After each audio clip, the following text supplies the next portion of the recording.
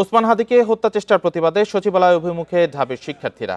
এ বিষয়ে বিস্তারিত জানাতে আমাদের সাথে যোগ দিয়েছেন সহকর্মী জাহিদুল বাশার। জাহিদুল বাশার, সচিবালয়ের পরিস্থিতি এখন কেমন দেখতে পাচ্ছেন এবং শিক্ষার্থীরা আসলে বক্তব্য দিচ্ছিলেন, আমরা দেখতে পাচ্ছি তারা কি বলছে, তাদের বক্তব্য এবং তাদের দাবিটি কি জানাবেন বিস্তারিত আমাদের।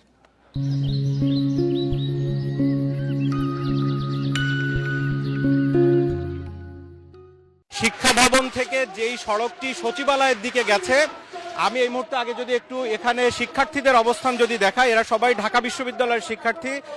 এই মিছিলটি ডাকসু থেকে এসছে এবং আজকে আসলে এটা পূর্ব নির্ধারিত কর্মসূচি ছিল, মূলত সচিবালয় ঘেরাও কর্মসূচি।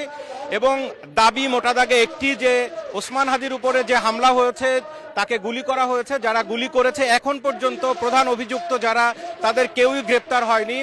এই কারণে শিক্ষার্থীরা ক্ষুব্ধ। ইনকিলাব মঞ্চের যারা ছিলেন তাদের অনেকে এখানে রয়েছেন, ডাকসুর বিভিন্ন হল থেকে, ঢাকা ইউনিভার্সিটির যারা আছে সেই শিক্ষার্থীরা ডাকসু ভিপি সাদিক কায়েমের নেতৃত্বে এই মিছিলটি এখানে আসে।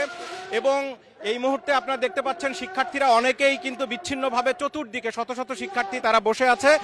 আর সর্বশেষ এখন আপডেট এখানকার এই, এবং আমি যদি একটু দেখাই যে এখানে এই মুহূর্তে শিক্ষার্থী কিন্তু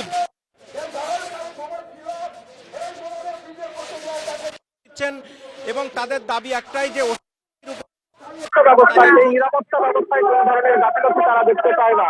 এবং একই সাথে এই আওয়ামী লীগ সরকারের দোসর হিসাবে আওয়ামী লীগ সরকারের দোসর হিসাবে এখনো যারা বিভিন্ন জায়গায় বিভিন্নভাবে বিগত সরকারকে প্রাসঙ্গিক করার করছে, তাদের দাবি অনুযায়ী তাদের বিরুদ্ধে ব্যবস্থা নেওয়ার জন্য তারা কিন্তু দাবি জানিয়েছে।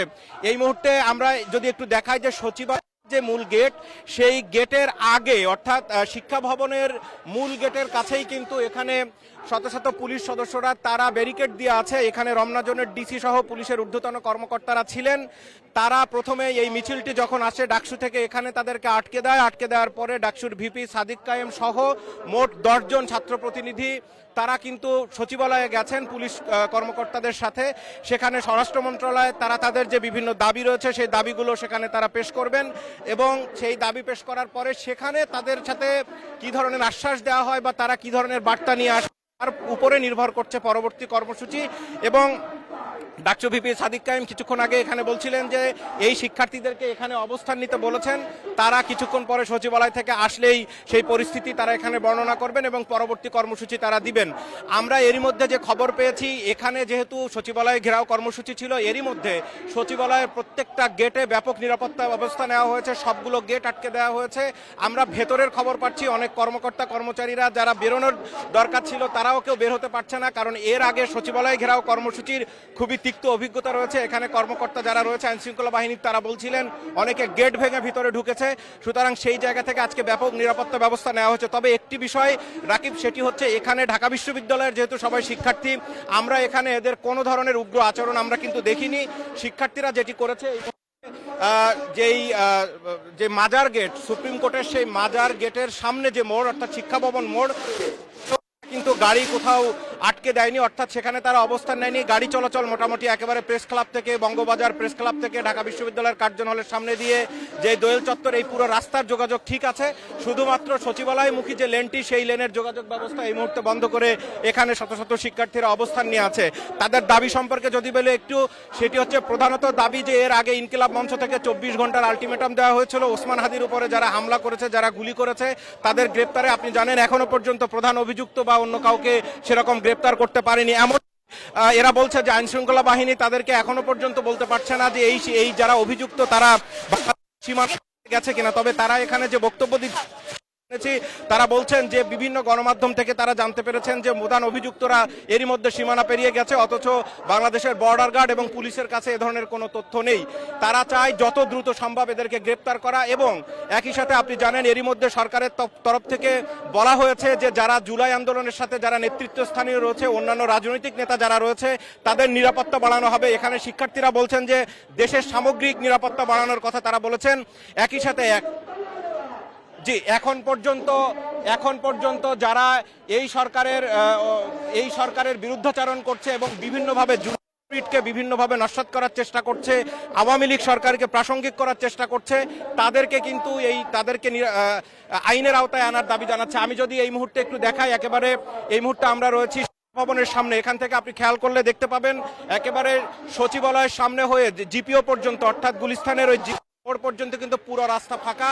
পুলিশ এবং আমরা সেনাবাহিনীর গাড়িও সামনের দিকে দেখতে পাচ্ছি। এই মুহূর্তে এই সামনের দিকে রয়েছে পুলিশের সদস্যরা। আমরা একটু আগে খবর পেয়েছি যে সচিবালয়ের পাশ দিয়ে, বিশেষ করে প্রেস ক্লাবের পাশ দিয়ে যে সড়ক আছে সেই সড়কটিও বন্ধ করে দেওয়া হয়েছে। একই সাথে জিপিওর ওই দিক থেকে ওই রাস্তার মুখেও কিন্তু পুলিশ সদস্যরা অবস্থান নিয়ে আছেন। অর্থাৎ এই মুহূর্তে পুরো সচিবালয়কে ব্যাপক নিরাপত্তার মধ্যে দিয়ে রাখা হয়েছে। তবে এইখানে যারা শিক্ষার্থীরা এসছে, ডাকসুর বিভিন্ন হলের প্রতিনিধি যারা রয়েছে, ছাত্রনেতা, আমি তাদের সাথে কথা বলছিলাম। তাদের বলছিলাম যে তারা আজকে আরো অ্যাগ্রেসিভ কোনো কর্মসূচির দিকে যাবে কিনা।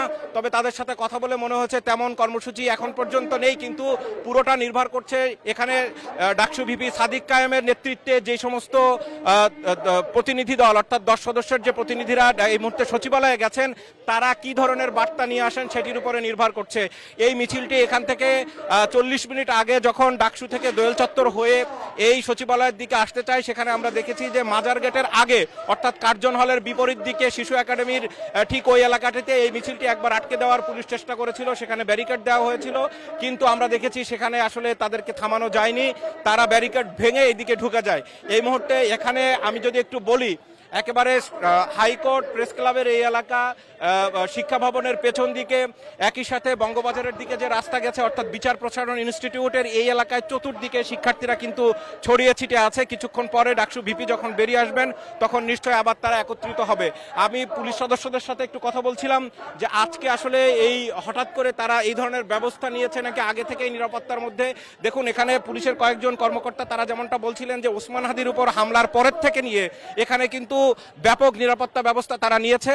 শুধু আজকের বিষয়টিকে লক্ষ্য করে নয়, যেহেতু দ্বিতীয় আরেকটি বিষয়, যেহেতু এই কর্মসূচিটিও পূর্ব ঘোষণার সাথে ছিল, সুতরাং সেই জায়গা থেকে সব মিলিয়ে ব্যাপক নিরাপত্তা ব্যবস্থা। একটু জানিয়ে রাখি, গতকালকেই কিন্তু এই সুপ্রিম কোর্ট থেকে আরেকটি নিরাপত্তা নিষেধাজ্ঞা দেওয়া হয়েছে। সেটি হচ্ছে যে সামগ্রিক নিরাপত্তার বিষয় বিবেচনা করে আমরা দেখেছি সকাল থেকে সুপ্রিম কোর্টের যে মূল গেট, অর্থাৎ মাজার গেট, মূল গেটের ওপাশে এখানে কিন্তু সেনাবাহিনীর সদস্যদের আমরা অবস্থান নিতে দেখেছি। একই সাথে আজকে থেকে, বিশেষ করে 15 তারিখ থেকে আগামী 31 তারিখ পর্যন্ত নিরাপত্তাজনিত কারণে সুপ্রিম কোর্টের যে দুটি বিভাগ, হাইকোর্ট এবং অ্যাপিলেট ডিভিশনের প্রতিটি আদালত কক্ষেও কিন্তু আইনজীবী ছাড়া অন্য যে কারো প্রবেশে নিষেধাজ্ঞা দেওয়া হয়েছে।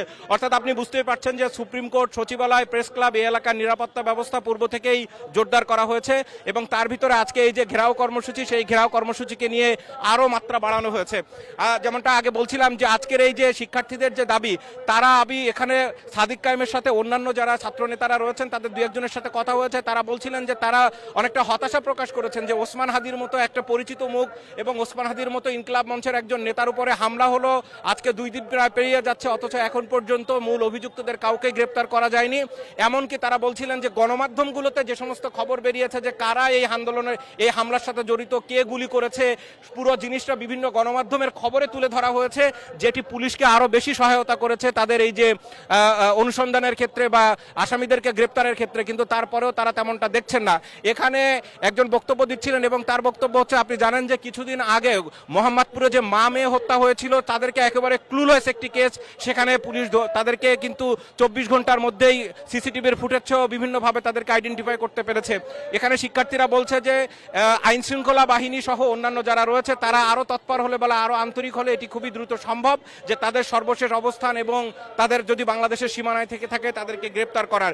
শিক্ষার্থীরা দাবি জানাচ্ছিলেন যে ভারতের সাথে যেহেতু বন্দি বিনিময় চুক্তি রয়েছে, সেই চুক্তির আওতায় যদি এই হামলাকারীরা তারা যদি ভারতেও চলে যায়, সেক্ষেত্রে ভারতের সাথে নেগোশিয়েট করে তাদেরকে ভারত থেকে কিভাবে গ্রেপ্তার করা যায় সেই বিষয়ে উদ্যোগ নেওয়ার তার জন্য তারা বলছিলেন। সব মিলিয়ে আজকে যে বিষয়টি দাঁড়িয়েছে, এখানে শিক্ষার্থীদের মূল দাবি একটি, যে ওসমান হাদির উপরে যারা হামলা করেছে তাদেরকে অনতিবিলম্বে তাদের গ্রেপ্তার করা, অথবা যদি তারা বাংলাদেশের এরিয়া পেরিয়ে যায় সেক্ষেত্রে তাদের অবস্থান কি পার্শ্ববর্তী দেশের সাথে সেই যোগাযোগ অব্যাহত রাখা এবং সামগ্রিক নিরাপত্তা বাড়ানো। জি বাশার, আমরা আপনার মাধ্যমে জানতে পারলাম যে বেশ শান্তিপূর্ণভাবে কর্মসূচিটি চলছে, আমরাও সেটি দেখতে পাচ্ছি। আপনি তথ্য সংগ্রহ করতে থাকুন, পরবর্তীতে অবশ্যই আমরা পরবর্তী পরিস্থিতি জানার জন্য আপনার সাথে যোগাযোগের চেষ্টা করব।